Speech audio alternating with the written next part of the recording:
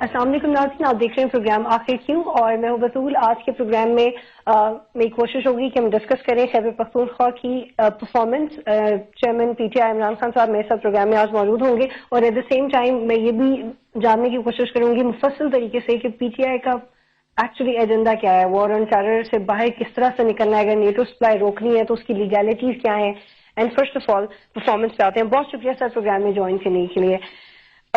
پہلے پرفارمنس کی بات کر لیتے ہیں۔ کے پی کے گورنمنٹ کی 118 بلین روپیز مختص کیے گئے ڈیولپمنٹ کے بجٹ کے حوالے سے، لیکن کسی بھی ایک منصوبے کا ابھی تک افتتاح نہیں ہوا ہے، اس کی کیا وجہ؟ اصل میں بطول اس کی وجہ یہ ہے کہ پختونخوا کی گورنمنٹ میں جو پرائرٹی ہے سب سے وہ کرپشن ہے، کہ کرپشن نہ ہو۔ اور یہ اصل میں یہ جو ڈیولپمنٹ کا پیسہ ہوتا ہے اس کے اندر بہت بڑی کک بیکس ہے، یعنی کمیشنز ہیں، آپ کانٹریکٹس دیتے ہیں، اس کے اندر پیسہ کھایا جاتا ہے۔ یہ خاص طور پہ یہ جب آپ سڑکیں بناتے ہیں، پل بناتے ہیں، آپ دیکھتے ہیں سڑکیں تھوڑی دیر کے بعد اکھڑ جاتی ہیں، اس کی وجہ یہ ہے کہ پیسہ لگتا نہیں ہے۔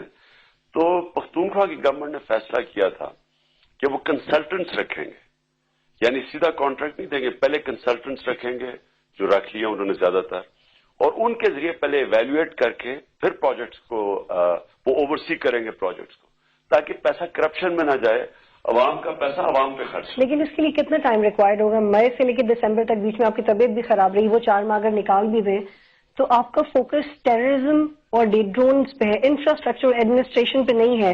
اور چلے وہ پروجیکٹس جو آپ پرسو کرنا چاہتے ہیں ان کی سمجھ میں آتی ہے کہ آپ کنسلٹنٹس رکھنا چاہتے ہیں، لیکن وہ پروجیکٹس جو کہ 556 بلین کے ہیں اے این پی کی گورنمنٹ کے، وہ بھی روک کے رکھے ہوئے، اس پہ بھی کام رکا ہوا ہے، اس کے لیے بھی کنسلٹنٹس چاہیے۔ پہلے تو میں یہ کلیئر کر دوں کہ جو آپ بات کرتی ہیں نا کہ آپ کا ایمفسس ڈرونز پہ اور دہشت گردی پہ ہے، یہ میرا ایمفسس نہیں ہے، یہ پاکستان کا نمبر 1 ایشو ہے۔ اسٹیٹ بینک کی ابھی حال ہی میں رپورٹ آئی ہے، آپ وہ اگر رپورٹ دیکھ لیں تو وہ خوفناک رپورٹ ہے کہ پاکستان کو کتنا نقصان ہو رہا ہے اس جنگ سے، معاشی طور پہ، جانی طور پہ علیحدہ ہو رہا ہے۔ ہر روز اب دیکھتے ہیں کبھی ہمارے فوجی بچارے شہید ہو رہے ہیں، عام لوگ مارے جا رہے ہیں۔ خان صاحب وہ آپ کی ساری باتیں بالکل ٹھیک ہیں، لیکن پہلے میں کلیئر کر لوں، جو سب سے زیادہ اس وقت ملک کو زور لگانا چاہیے وہ اس ملک میں امن پیدا کرنا ہے، تو وہ تو ایک اوور آل ہمارا ہے ایمفسس، اور ہماری پوزیشن بڑی کلیئر رہی ہے۔ اور ڈرونز کا ایشو یہ ہے کہ یہ انلیگل ہے، پشاور ہائی کورٹ کا فیصلہ ہے، ایمنسٹی انٹرنیشنل کے خلاف یہ علیحدہ ایشوز ہے۔ یہ آپ کو روکتے نہیں ہے ڈیولپمنٹ کرنے سے، یعنی یہ نہیں کہ ہمارے وزیروں کا جن کا کام ڈیولپمنٹ کا ہے وہ جو ہم ڈرونز دیکھ رہے ہیں یا یہ ان کا وہ بلاکیڈ میں نہیں شامل، وہ تو پی ٹی آئی کے ورکرز کر رہے ہیں۔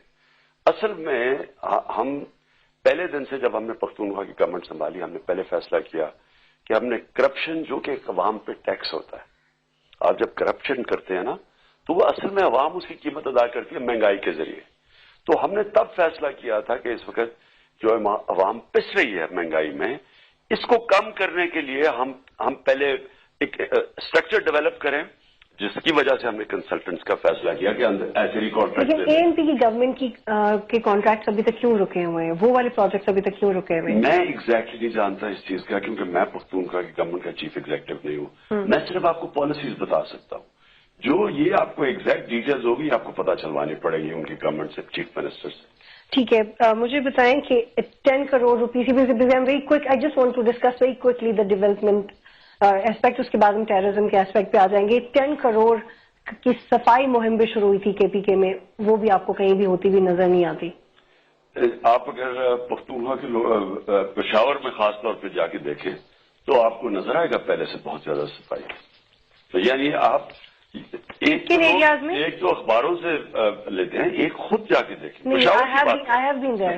صفائی کی میں بات کر رہا ہوں، یہ تو آپ خود جب جائیں گے آپ کو پتا چلے گا۔ نہیں، I have been there a lot of times۔ اچھا، تو یہ ڈیولپمنٹ کے حوالے سے بات آپ نے کی، آپ کو صفائی نہیں نظر آئی؟ مجھے لٹرلی آیا، مجھے تو نظر نہیں آئی۔ آپ نے صحیح دیکھا نہیں، میری بہت کم سے کم جہاں پہ آپ لوگ دھرنا دے رہے تھے وہاں پہ تو بالکل بھی نظر نہیں آئی، باقی جگہوں پہ جب ہوگا تو بس صفائی آٹومیٹکلی ختم ہو جائے گی جب اتنے لوگ جمع۔ اچھا خان صاحب، مجھے بتائیں ہیلتھ کے اسپیکٹ پہ تھوڑا سا آ جاتے ہیں۔ 2 دن پہلے WHO کی ایک رپورٹ آئی ہے کہ Pakistan has top reservoir of polio virus.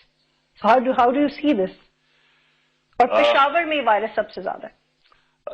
جی بالکل. اس میں اور یہ ایک دن میں یا 6 مہینے 8 مہینے میں نہیں ہوئی, یہ ایک سلولی کئی سالوں سے بلڈ اپ ہو رہا ہے. اور یہ زیادہ آگے بڑھی اس لیے کہ پولیو ورکرز کو ٹارگٹ کیا گیا دہشت گردوں نے, اور اس کی ٹارگٹ اس لیے کیا گیا کیونکہ ہیلتھ ورکر کو استعمال کیا گیا CIA نے. تو وہ ایک وجہ اس کی وجہ سے بھی ٹارگٹ کرتے ہیں, ایک اٹینشن سیک کرنے کے لیے کہ ہمارا آئے. لیکن یہ بڑی ہمارے لیکن ہم سب گندے پانی کی وجہ سے بھی یہ وائرس ہے. طالبان صاف پانی پرووائڈ کرنے کے لیے تو منع نہیں کرتے. طالبان اگر ایڈ ورکرز جو امیونائز کرتے ہیں, ڈراپس دیتے ہیں, ان کو مارنا شروع ہو جائیں تو ہم کیسے امیونائزیشن کریں؟ دو چیزیں ہیں نا, ایک آپ کے سیوریج کے اندر وائرس ہے, سیوریج سسٹم کے اندر ہے, اور دوسرا بچوں کو امیونائز کر دے تو وہ وائرس سے امیون ہو جاتے ہیں. یہ دو طریقے ہیں. ایک طریقے میں ایک تو ہم پورا کرنے لگے ہیں اس کے اوپر, اگلے 3 مہینے ورلڈ ہیلتھ آرگنائزیشن کے ساتھ کام کر رہے ہیں ہم کہ کیسے ہم نے یہ وائرس ختم کر دیے ہیں سیوریج کے اندر. ایک اس کے اوپر 3 مہینے کا ونڈو ہے, اور دوسرا امیونائزیشن. یہ بھی آپ دیکھیں گے انشاءاللہ 26 تاریخ کو ایک بہت بڑی کیمپین چلے گی امیونائزیشن کی, پولیو ڈراپ. لیکن ہم میٹیریلائزیشن کب دیکھیں گے؟ We have seen a lot of campaigning, street politics, but we want to see things materialising. اس کا کوئی شارٹ کٹ نہیں ہے. میٹیریلائزیشن صرف 2 طرح ہے. ایک آپ سیوریج سسٹم کے اندر اس کو ٹریٹ کریں, جو ایک وہ ہے, اور وہ ورلڈ ہیلتھ آرگنائزیشن کے ساتھ کریں, اور دوسرا لوگوں کو, بچوں کو امیونائز کریں وہ پولیو ڈراپس سے. اس کا اور کوئی تیسرا طریقہ نہیں. ٹھیک ہے. اور ایجوکیشن سیکٹر میں آپ نے 66 بلین کا بجٹ سپریٹ کیا, لیکن اس کے باوجود 50% اسکولز میں آپ کو ٹوائلٹ نہیں نظر آئے گا. KPK میں آپ کو 29% جو KPK کے اسٹوڈنٹس ہیں 5th اسٹینڈرڈ کے, وہ 8th اسٹینڈرڈ کے انگلش کا جملہ نہیں پڑھ سکتے. ایسا بہت سارے ڈیٹا ریسنٹ سروے سے سامنے ہے. So where is the education in KPK؟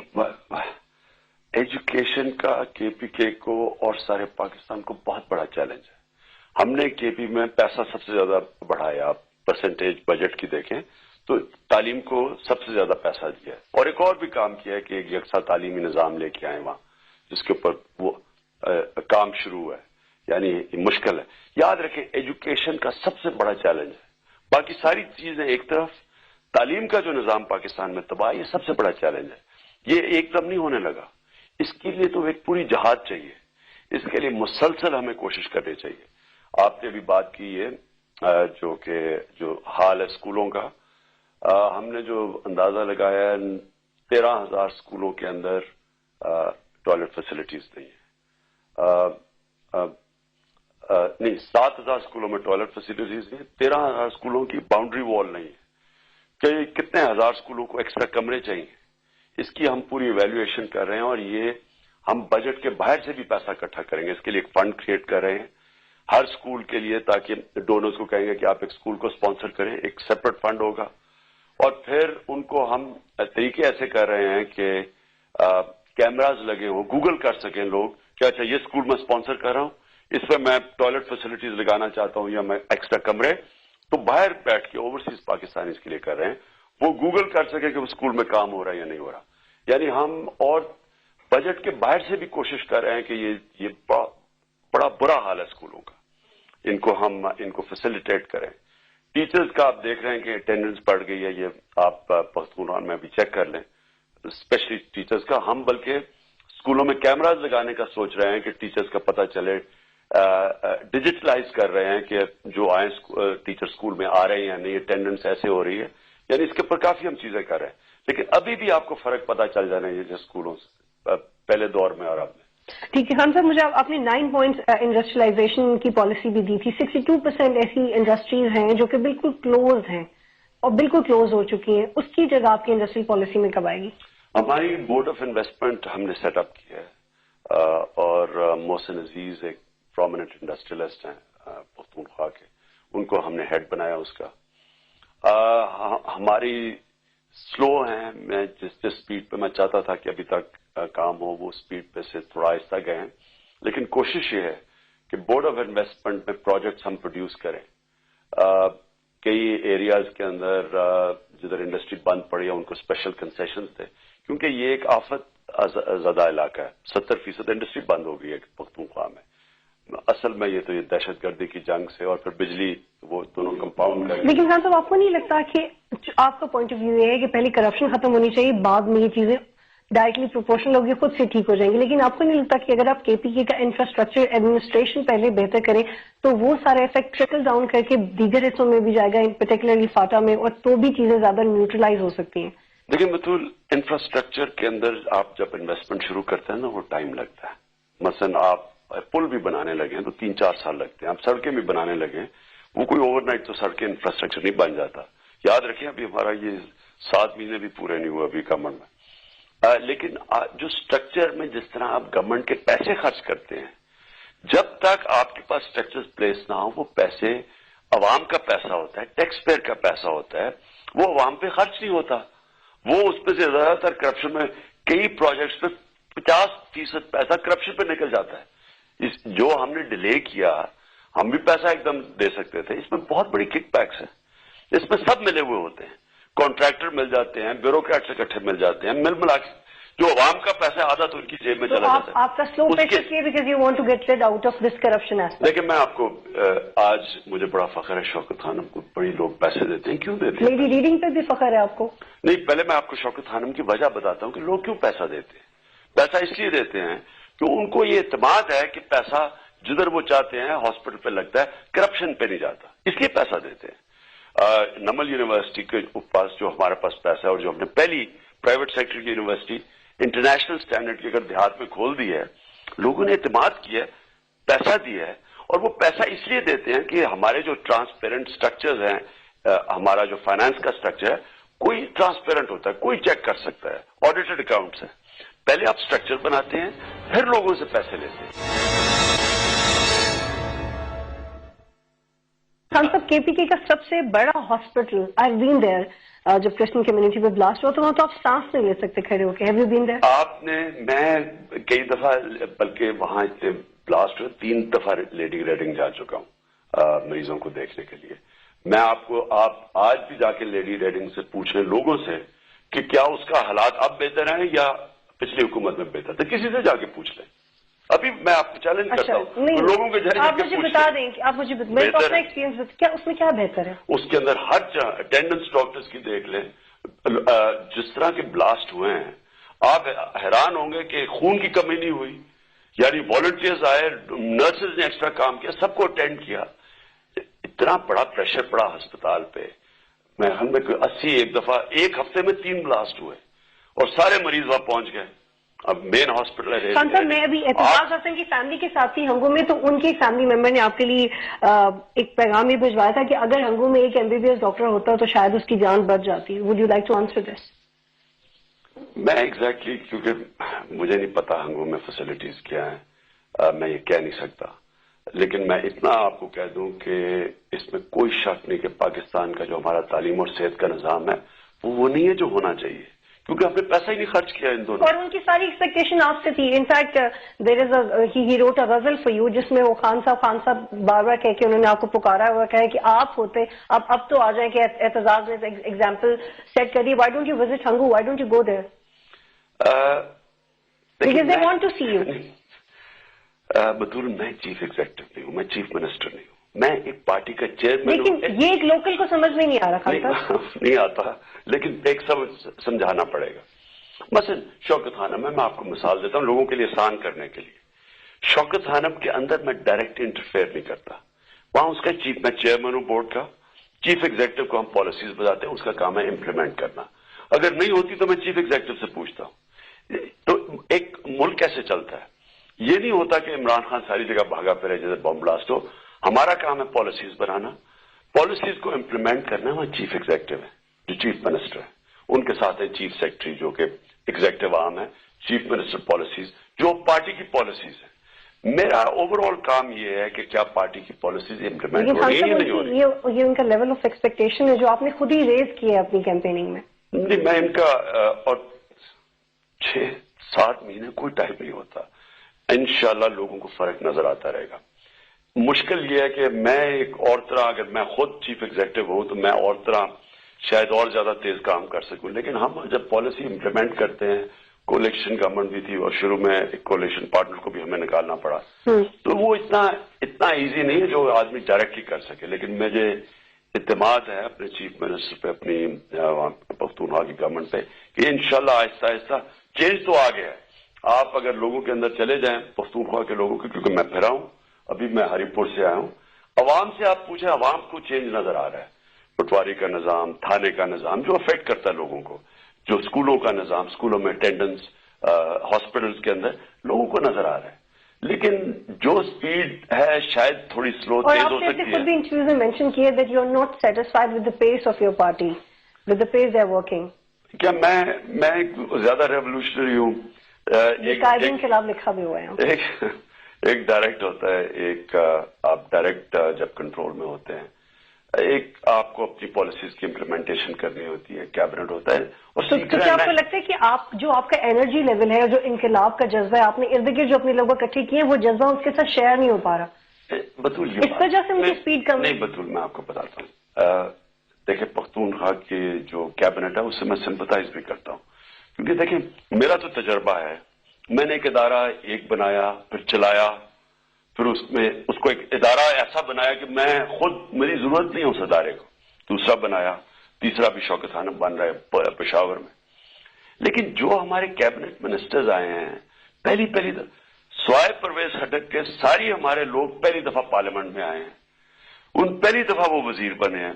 آپ کمپیئر کریں باقی پارٹی سے، یہ 6 دفعہ اقتدار میں ایک صوبے میں رہ چکی ہیں دونوں پارٹیز. تین دفعہ وزارت عظمیٰ مل چکی ہیں ان کو.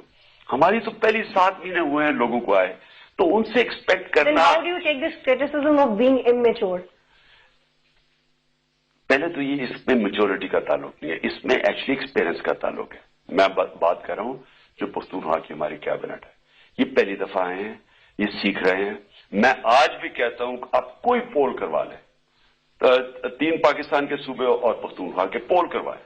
میں ایک ریپوٹیبل انٹرنیشنل گیلپ، لوکل گیلپ نہیں، انٹرنیشنل گیلپ، کوئی پول کر دیں، میں آپ کو 90% لوگ کہیں گے کہ ہمارے حالات بہتر ہو گئے پختونخوا میں باقی صوبوں کے مقابلے میں. میں آج بھی کہتا ہوں، حالانکہ ابھی وہ نہیں کام جو میں سمجھتا ہوں کہ ہونا چاہیے تھا، لیکن جو بھی ہوا ہے آپ کمپیئر کر لیں باقیوں سے بہتر ہے. ٹھیک ہے. گورنمنٹ کی یہ کافی اپریشیبل بات ہے کہ آپ لوگوں نے فنڈز نہیں لیے، انٹرنیشنل فنڈز آپ لوگوں نے نہیں لیے. وہی فنڈز جو NP گورنمنٹ سے اپروو ہوئے تھے وہی چلتے ہوئے آ رہے ہیں. لیکن یہ میڈیا پہ بات اتنی ہائی لائٹ نہیں ہوتی. آپ کے ناقدین یہی کہتے رہتے ہیں کہ آپ نے تو ایڈ نہیں روکی یا آپ نے تو فنڈز نہیں روکے.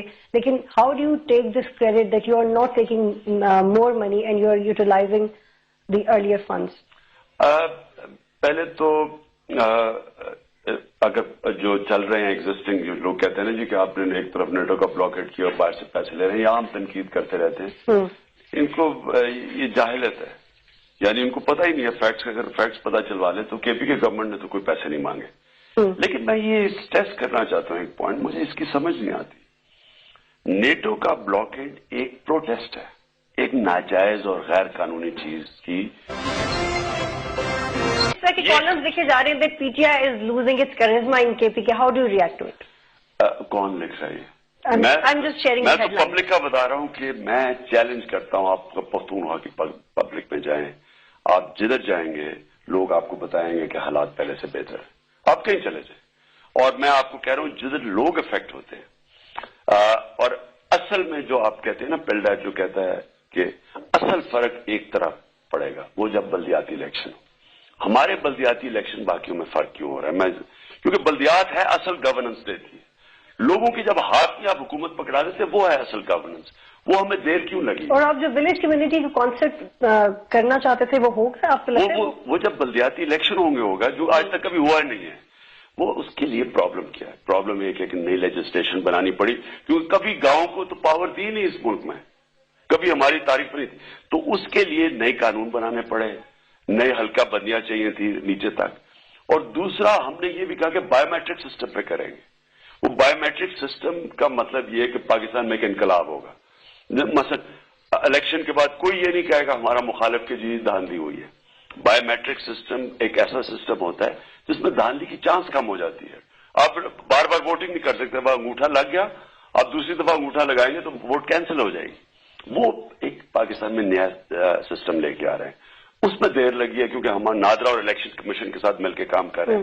لیکن میں پھر سے آپ کو کہتا ہوں، اگر آپ اپنا اسٹرکچر ٹھیک کرنے میں ٹائم بھی لے لیں لیکن جب کام کریں تب ٹھیک ہو. اب آپ دیکھ لیں پنجاب اور انہوں نے اناؤنس کر دیا سندھ میں جلدی جلدی الیکشن کروانے کا.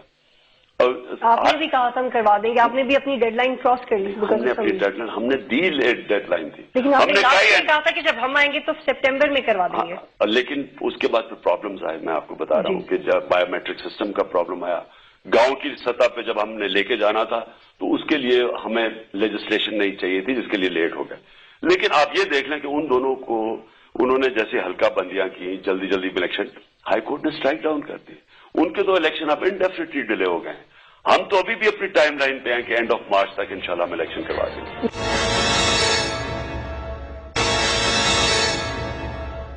ٹیررزم کے اسپیکٹ آتے ہیں. خان صاحب, بنو کے اٹیک کے بعد, چودھری اسلم کی شہادت کے بعد, پھر اعتزاز حسن کے انسیڈنٹ کے بعد بھی آپ نے مذاکرات کو سپورٹ کیا. Remember your statement the day Chaudhry Aslam died, آپ نے کہا کہ ہم ابھی بھی پیس پروسیس کو سپورٹ کرتے ہیں. اور پھر جب ایف سی پہ اٹیک ہوا تو آپ نے ٹویٹ کیا کہ اس سے مذاکرات کا پروسیس افیکٹ ہوگا. So are you backtracking, are you afraid of the fact کہ نیگوسیشن کامیاب نہیں ہو سکتی؟ نہیں بطول, ایشو یہ ہے کہ اگر جنگ شروع ہو جاتی ہے اور ساری چیزیں جا رہی ہیں جنگ کی طرف تو نقصان کس کو ہوگا؟ ہماری بیچاری فوج جو جس کا کام ہے ملک کی سرحدیں بچانا, وہ وہاں جائے گی, پھنسے گی. ایک دفعہ جب جنگ شروع ہو جائے آپ کو نہیں پتا کہ کیا اس کے ریزلٹس ہوں گے. دوسرا, وہاں 3 لاکھ شہری بستے ہیں, عورتیں بچے ہیں وہاں, وہ افیکٹ ہوں گے. ان کا کیا بنے گا جب جنگ شروع ہوگی؟ ان کا کیا بنے گا؟ لیکن ہم جو اب بھی حالات ہیں وہ کسی جنگ سے کم ہے کیا؟ یہ کیا حالات ہیں؟ میں پوری آپ کے ذرا بات کرنے جا رہا تھا کہ بحیثیت پاکستانی ہماری کوشش تو ہونی چاہیے تھی جو ساری پولیٹیکل پارٹیز نے فیصلہ کیا ڈائلاگ سے مسئلہ حل ہو. یہ آخری 9 سپٹمبر کو APC میٹنگ ہوئی تھی. اب میں آپ کے سامنے فیکٹس رکھتا ہوں. میں اگر اس ملک کا وزیر اعظم بنتا تو پہلے ہفتے کے اندر میں نے ایک ڈیڈ لائن ایک دم ساری اپنی کیبنٹ بنا لی تھی, پورا پروگرام ڈائلاگ کا بنانا تھا اور میں نے خود لیڈ کرنا تھا کیونکہ سب سے بڑا مسئلہ اس کو دہشت گردی ہے. تو انہوں نے آپشن دی ہے نا کہ لیڈ کریں, انہوں نے کہا ہے نا کہ any body can lead it, Y don't you lead that? ایک مینجمنٹ کا پرنسپل ہوتا ہے کہ جس کے پاس ذمہ داری ہوتی ہے, جس کے پاس اتھارٹی ہوتی ہے, اسی کے پاس ذمہ داری ہوتی ہے. اتھارٹی دینے کو actually I have limited time and lot of questions to ask. اس کو یہ لمیٹڈ, یہ بڑا اہم سوال ہے, لیکن میں اپنا سوال پورا کرنا چاہتا ہوں. میں پہلے آپ کو جواب دوں گا. ذمہ داری میری ہو اور اتھارٹی ہو پرائم منسٹر کے پاس, یہ کیسے کامیاب ہو سکتا ہے؟ یعنی آپ کے پاس ذمہ داری. یہ اسٹیٹمنٹ خان صاحب بولی ہے کہ آئیں اور لیڈ لے لیں اور مسئلہ حل کر دیں, اس سے زیادہ کیا اتھارٹی چاہیے؟ آپ کہیں کہ میں مذاکرات کرواتا ہوں. میں دکھ بھری کہانی کی ذرا شروعات آپ کو بتا رہا تھا کہ ہونا چاہیے تھا پہلے دن سے. سب سے بڑا اور PMLN کا اور PTI کا الیکشن مینیفیسٹو تھا, ہم ڈائلاگ کریں گے. ڈائلاگ 11 مئی کو الیکشن ہوتا ہے, APC ہوتی ہے 9 سپٹمبر کو. 9 سپٹمبر میں ساری پولیٹیکل پارٹیز گورنمنٹ کو ذمہ داری دے دیتی ہیں ڈائلاگ کی. ہم کہتے ہیں جی گورنمنٹ کے پیچھے کھڑے ہو جاتے ہیں. 9 سپٹمبر کے بعد 2 مہینے لگتے ہیں وہ جو بھی ڈائلاگ کی شام آنے پہ کہ جی اگلے دن ڈائلاگ شروع ہوگا, اور ڈائلاگ کو ڈرون مار کے تباہ کر دیتا ہے امریکہ. اوکے, اس کے بعد مجھے ابھی تک, میں ایک سیکنڈ بگیسٹ پارٹی کا ہیڈ ہوں, مجھے تو نہیں پتا کیا ہو رہا ہے. مجھے تو ابھی تک وہ پتا ہے کہ سارے پاکستان میں کنسنسس تھا ڈائلاگ کا. کہ مولانا سمیع اللہ کو میں نے انٹرویو کیا جب ان سے ذمہ داری دی گئی go and talk to Taliban, تو انہوں نے کہا دیکھیے جی مجھے نہیں پتا کہ اس کا حل کیا نکلے گا, اور نہ ہی مجھ سے ایکسپیکٹیشن لیول اتنا زیادہ لگائیں. یہ اصل طاقت تو وزیر اعظم کے پاس بھی نہیں ہے, امریکہ اور فوج کے پاس ہے. He said that in my show. لیکن آپ کو پھر تو ہم we are not negotiating from the position of strength. تو اب انہوں نے سیدھا سیدھا کہہ دیا کہ جس کے پاس زیادہ اچھی اسٹریٹجی اور طریقہ کار ہے وہ لیڈ لے لے, تو آپ لے لیں. Do you know how to solve this matter? How would you solve this matter if it comes to you? پہلے تو آپ کو کلیئر ہونا چاہیے کہ یہ بہت بڑا فیلئر ہے نواز شریف کا. یعنی اگر جو پرائرٹی اس ملک میں تھی, اس پرائرٹی کو پہلے تو سپٹمبر میں جا کے اور موقع مل رہا ہے نا, آپ کیسے سالو کریں گے؟ ایسا موقع نہیں ہوتا, یہ موقع نہیں ہوتا. یہ تو ایک اپنے اوپر سے ذمہ داری اٹھانے کی بات ہے. مجھے وزیر اعظم بتا رہے, میں آپ کو سالو کر کے دیتا ہوں, میں آپ کو سالو کر دیتا ہوں مسئلہ. دیکھیں, پہلے تو انہوں نے فیلئر یہ ہے کہ APC بلانے میں اتنا اہم دنیا کے چکر مار رہے ہیں, کبھی ادھر جا رہے ہیں, کبھی ادھر. ابھی انہوں نے کیپچر کر دیا نا سوئٹزرلینڈ. اب تو کیا ہے, سوچیں کہ انویسٹمنٹ, باہر انویسٹمنٹ لینے جا رہے تھے نا, انویسٹمنٹ آنی کیسے, اسٹیٹ بینک کی رپورٹ پڑھ لیں کہ یہاں سے تو پیسہ باہر جا رہا ہے, آؤٹ فلو ہے کیپٹل دہشت گردی کی وجہ سے. تو اس لیے سب سے پہلے تو یہ سالو کرنا چاہیے تھا, وہ بجائے سالو کرنے کے کبھی ترکی جا رہے ہیں, کبھی ادھر جا رہے ہیں, کبھی ادھر امریکہ جا رہے ہیں. میں آپ کو کمپلیٹ کرتا ہوں کہ اس کے بعد پھر جب امریکہ نے ڈائلاگ مار کے ڈائلاگ کو ڈرون مار دیا تو میں کم از کم امریکہ کے سامنے کھڑا ہوتا کہ میرا ملک تباہ ہو رہا ہے, کوئی بولتا میاں صاحب جب تک آپ وزیر اعظم نہیں بنیں گے آپ ڈرونز نہیں رکا سکتے. میں آپ نام مجھے بتائیں, فاٹا کیا میرے نیچے ہے, وہ ہے فیڈرل گورنمنٹ کے نیچے, کیا فوج میرے نیچے ہے جو سمیع الحق نے بات ٹھیک کی, فوج وہاں لڑ رہی ہے. تو جب تک میں اوور آل کنٹرول نہ کروں میں ڈائلاگ کیسے انیشیٹ کر سکتا ہوں؟ ذمہ داری جس کی ہے وہ کیا کر رہے ہیں, کیونکہ جو آپ کے چاہنے والے وہ یہ بھی ایکسپیکٹ کرتے ہیں کہ طالبان سے خود بھی عمران خان بات کر سکتے ہیں, ان کی تو ایکسپیکٹیشن یہ بھی ہے. Can you talk to them? پہلے تو مجھے یہ بتائیں کہ پرائم منسٹر کیا کر رہے ہیں. بات یہ ذمہ داری ملک کے چیف طالبان. میں کس حیثیت میں بات کروں, کس حیثیت میں کروں؟ طالبان کو بھی پتا ہے کہ اس وقت جو فوج ہے اور پرائم منسٹر فیڈرل گورنمنٹ یہ ہے مین اسٹیک ہولڈرز. تیسرا ہے امریکہ جو امریکہ بات نہیں کرنے دیتا, اور اصل میں مجھے افسوس سے کہنا پڑتا ہے کہ امریکہ کی اسٹریٹجی کامیاب ہو گئی اور ہونی جا رہی ہے. وہ چاہتے تھے کہ لڑائی ہوتی رہے قبائلی علاقے میں ہماری فوج اور لوگوں میں اور طالبان میں, تاکہ وہ ادھر نہ جا کے جب وہ جا رہے ہیں وہاں سے, یہ جانے والا سال ہے, تاکہ وہاں نہ جائیں. ان کا اس لیے انہوں نے ڈرون مار کے حکیم اللہ کو مارا اور یہاں کچھ اسٹینڈ لینے والا نہیں تھا. میں اس لیے آپ نے جب کہا نا کہ اگر ذمہ داری مجھے دیں تو مجھے یہ ذمہ داری ہوتی, میں تو امریکہ کے سامنے کبھی پہلے جس دن ڈائلاگ شروع ہونا تھا میں نے کہنا تھا آپ نے ڈرون اٹیک نہیں کرنا. میں نے نواز شریف کو اے پی سی کے اندر پوچھا کہ اگر ڈرون اٹیک ہو گیا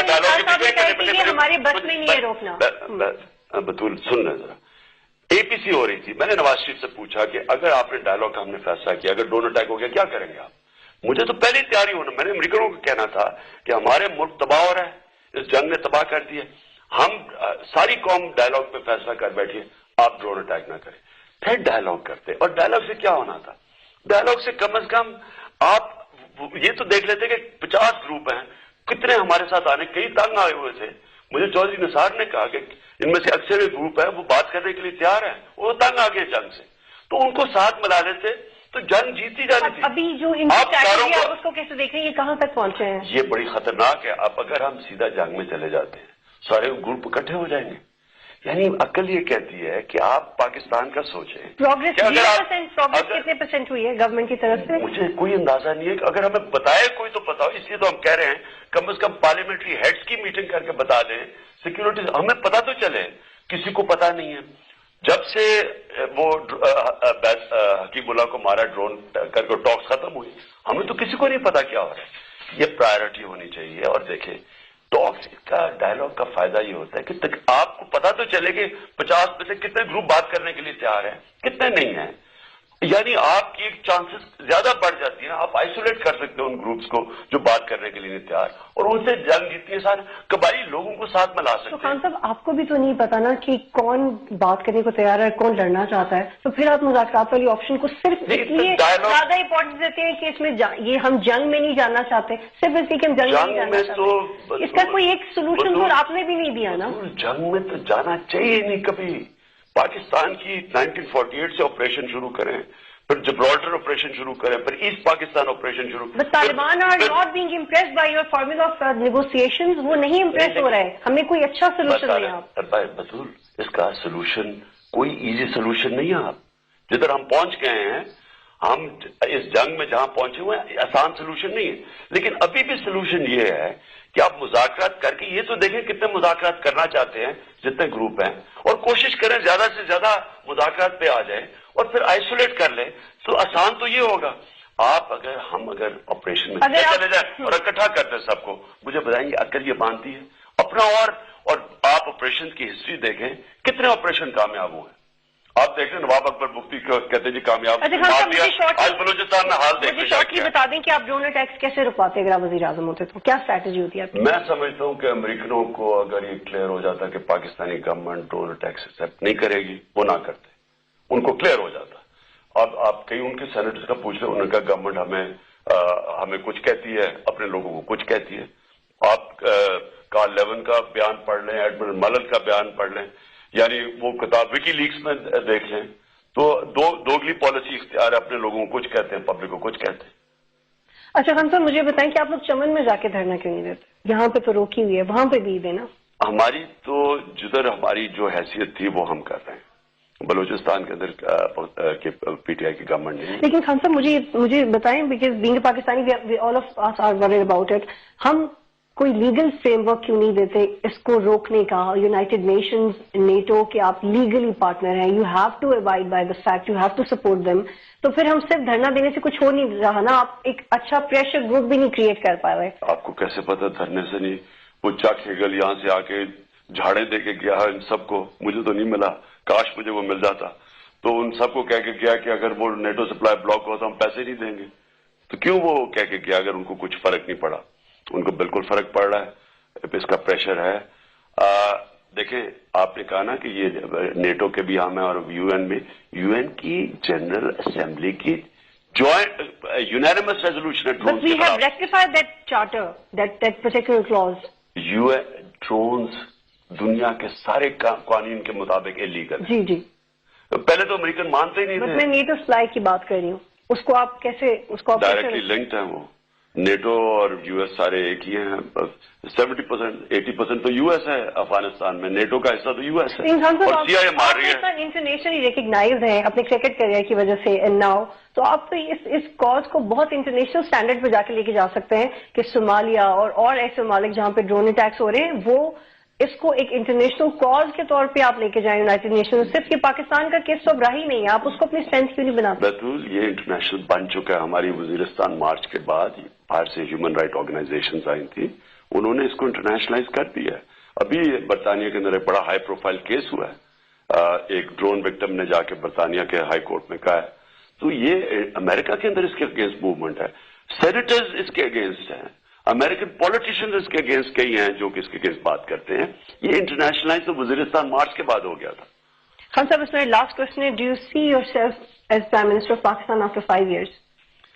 اللہ بہتر جانتا ہے بطور، مستقبل کا تو فیصلہ اللہ کے ہاتھ میں ہے.